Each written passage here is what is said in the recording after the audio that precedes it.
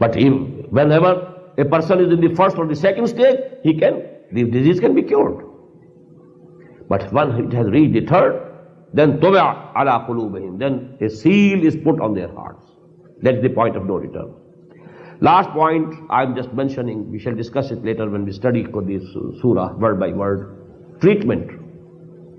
Preventive treatment, zikrullah. Strengthen your iman with zikr, so that the resistance is there and the nifaq will not be able to attack you. And if the nifaq this infection has taken place and you have become conscious, then the remedy is infaq. Spend and spend and spend. Because this love of wealth represents the love of this dunya, this worldly life. And the love of this worldly life is the basic cause of nifaq. So you can treat it by spending it. Spend and spend. Anfiqu fi sabilillah. And which the beauty of the wordings. The disease is nifaq.